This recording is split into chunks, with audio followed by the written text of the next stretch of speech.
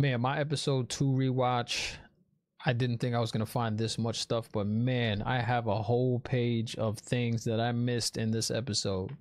A lot more than I missed in episode 1. So bear with me. This might be a long video. Okay. Just bear with me. Now, first we see the scene with the white cloaks.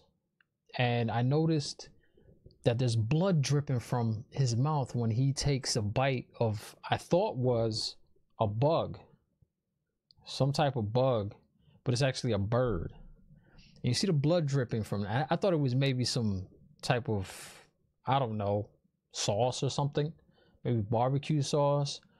But man, that's actually blood from the bird that he bites into, and it actually adds to the flavor of the bird when it pricks your mouth and, I don't know, mixes up with your saliva. I don't know, but that was interesting. I did not notice that the first time I saw that scene. So, and also when he grabs the other ring from the Aes Sedai that he's burning, they pan down to his belt and you see how many rings he has.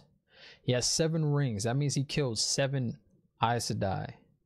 Most likely they kill more, because these guys, from what I've been reading in the comment section, thank you guys so much for the comments. You guys are amazing, helping me out a lot.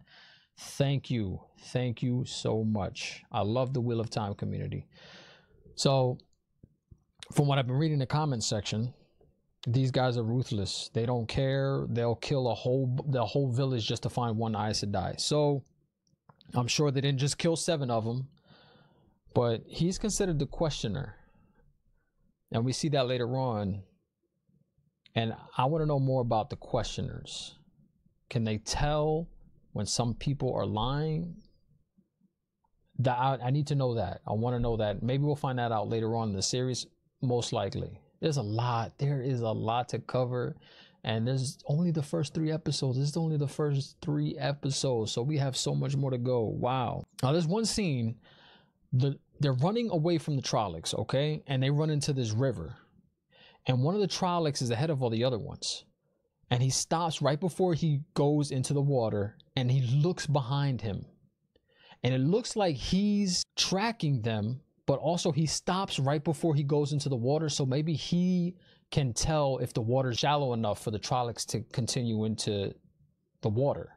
That actually goes with the fact that Moiraine says the only thing the Trollocs fear is the water, which is not true, because the Trollocs fear the city that they go into.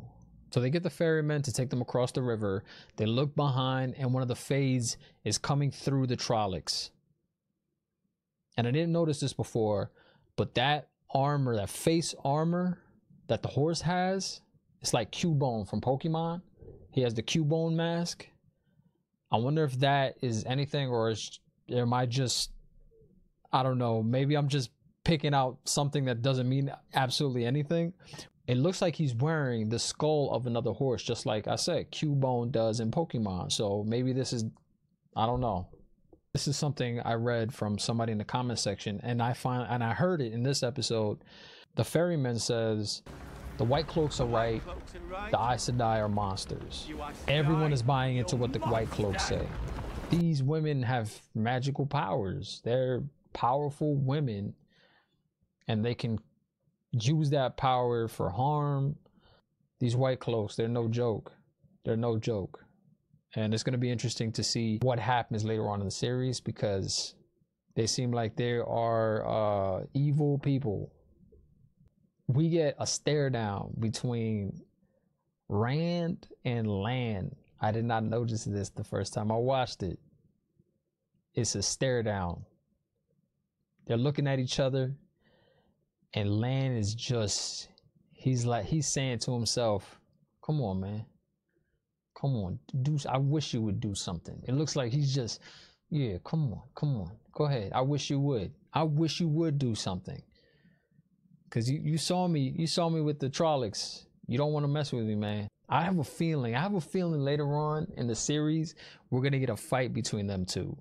And Lan is just gonna destroy him. Just leave him all bloodied and walk away.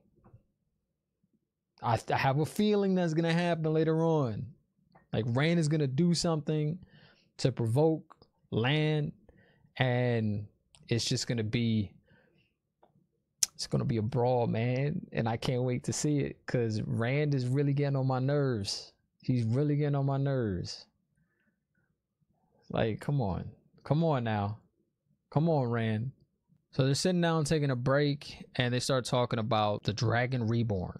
And Rand says the last dragon broke the world, but the new one will save it. How do they know that? How do they know the new dragon is going to save the world and not destroy it again? Is this something that happens every so many years? Like every 1,000 years, a dragon destroys the world, and then the next 1,000 years, the next dragon comes and saves the world? I don't know. Once that dragon dies, it's just a cycle that keeps going round and round, round and round, like a clock, like a wheel of time. Oh man, I broke it. I broke, man. I'm good. I broke the code, man. I broke the code. I didn't even read the books either, man. Oh, the more and more I talk about this, I'm sorry to any of you guys that were hoping it would take me longer to break the code, but I broke it. I broke it. That's it. I don't even need to watch the show anymore. I broke the code. I'm good. I'm good, man. I'm good.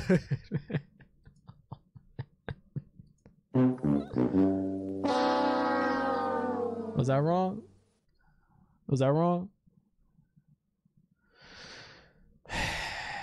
They're sleeping in a cave. Moiraine comes in and starts doing something with her hands to Egwene.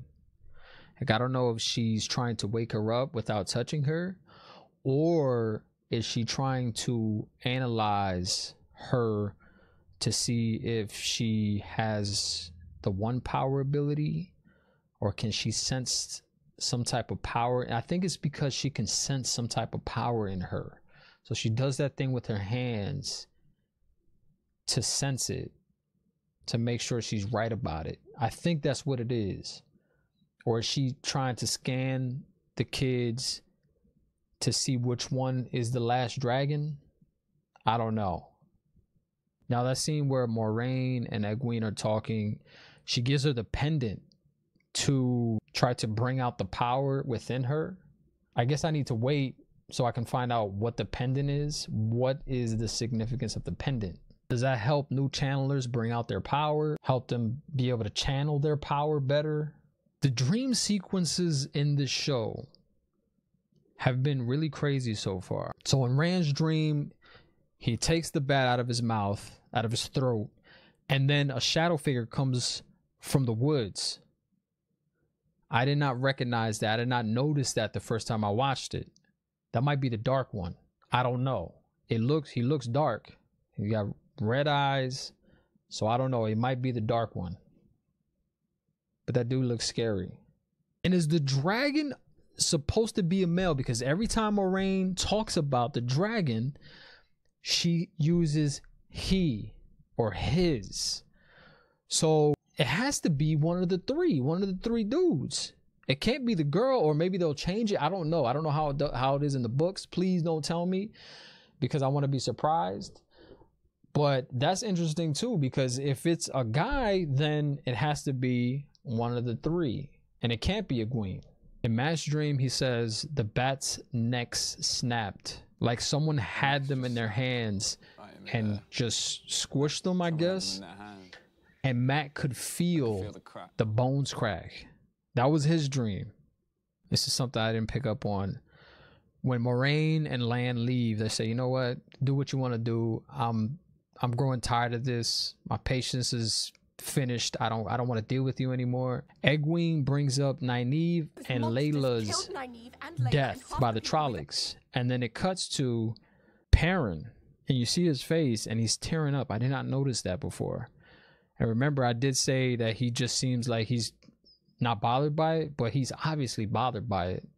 And he's holding back as much as he can. He's holding back his tears, and he's holding back his grieving as hard as he can. So Moiraine and Lan leave, and the other group is getting into arguments. The group catches up to them, and I didn't notice this. You see Lan in the background, like he was making sure they came along.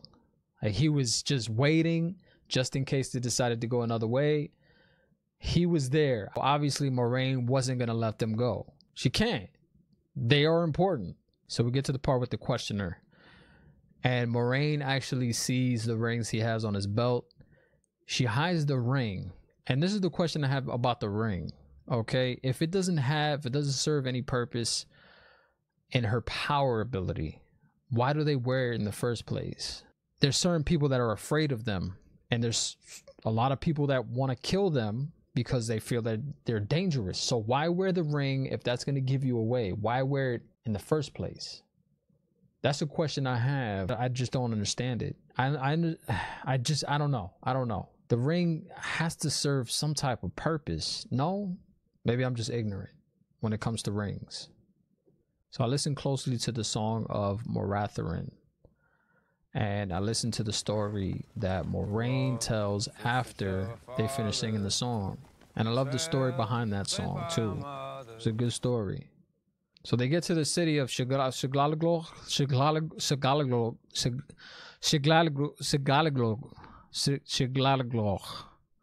I think I nailed it that last time. So they get to the city, and I noticed that Lan picked a specific building for them to rest in. And you see two statues in front of the building, and they look like women. And then it pans up to the top of the building, and you see a flower on the top. Now, my guess is this building was housing for the Aes Sedai. Maybe. Like, I know the White Tower was a sanctuary for them, but maybe this was another place that they kept some of the Aes Sedai, and that's why he chose that place. I don't know. But they show the two statues, and then they pan up and they show the flower. There has to be a reason why he chose that building specifically. There has to be. So Lan tells them about Shigalaglog and what it means. It means shadows waiting. Shigalaglog means shadows waiting. Man, that's hard. Like, I'd just rather say shadows waiting. I'll just keep saying that. All right. I'm not going to try to keep pronouncing the S word. That's it. Shadows waiting. So apparently this was one of the most powerful cities in the world. And they locked themselves in. They locked themselves in, and they let all the other nations burn. I did not listen to that. I did not hear that the first time I watched it. So I guess that's why this city's cursed. Because he says right here, this city promised Moratharin, remember in the song? They were promised aid. They were promised aid, and it never came. And the city that told them they were going to get aid was Shigalaglog. Shadows waiting. And they never came. Whew. That's terrible. That story turned into a nightmare. It was a nightmare. So evil grew in the heart of the city, according to Lan, and it consumed everybody in the city. Good for the city. Yeah, good job. If you make a promise, you should keep it, especially when it comes to life and death. It's important. Remember that. Good job for the evil city. Shigalaglog. I'm getting better with it. Shigalaglog. That's it right there. That's it right there. Yes, Shigalaglog, kids. Try to pronounce it. Go ahead. You can't. So they're all sleeping, right? They're all sleeping. And I heard whistling. I heard whistling before the shadows came out of the windows. I heard the whistling. There's somebody whistling to summon the shadow. There has to be it. There has to be somebody in the city that can control the shadows, because I heard the whistling. I heard it. Go back and listen to it. Listen.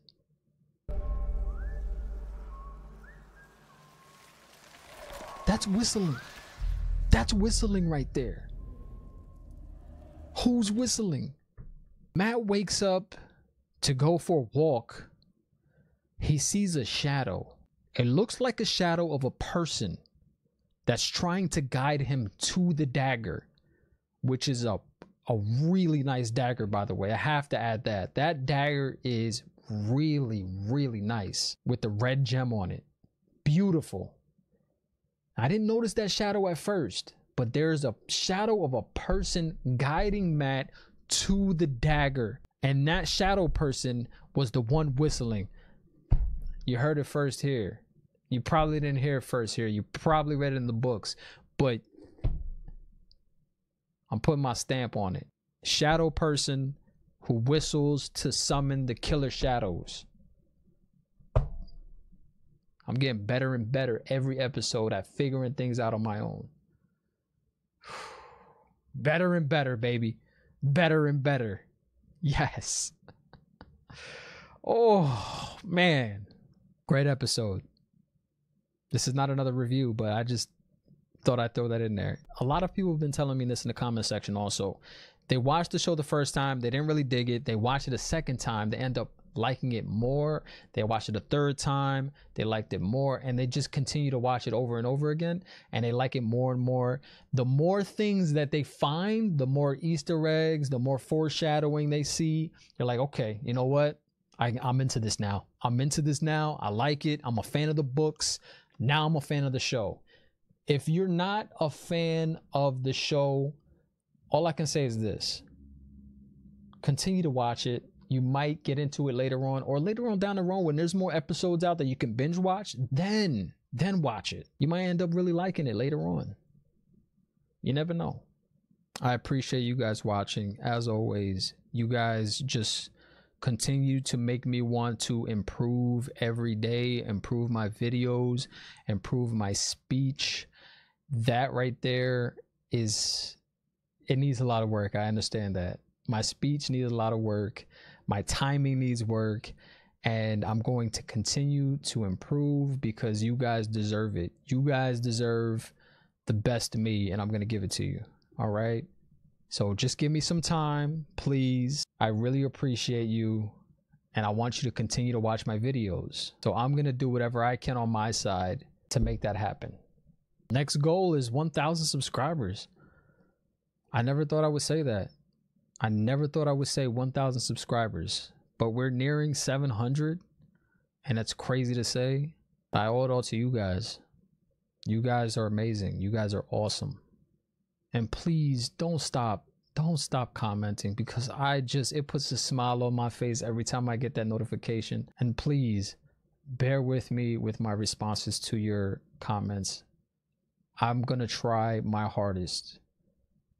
I'm going to try my absolute hardest to reply to all comments. And if I miss your comment, please forgive me. I want to give you my time because you're giving me your time. You're taking your time to type out your comments, and I want to make sure I read them because time is precious, and I don't want to waste your time. So thank you so much for continuing to comment. I have a Twitch channel. I stream every Tuesdays and Thursdays. The link is in the description below. If you like video games, come watch me on Twitch. If you just want to talk about the Wheel of Time, come watch me on Twitch. You can ask me questions live. You can talk to me live. You can help me with pronunciations live. I would love that. Come watch me live on Twitch. We can talk more about the episodes. Episode 4 is coming out on Friday. So please follow me on Twitch. I would really appreciate it. Come join the streams, talk to me, chat amongst yourselves. Just please don't spoil anything for me. Just please don't spoil anything for me. I really appreciate you. Thank you so much. Also, the links to my Twitter, my Instagram, and my TikTok are in the description. So feel free to join those as well. I really appreciate you. I love you. Like, subscribe, share, and I will see you again soon.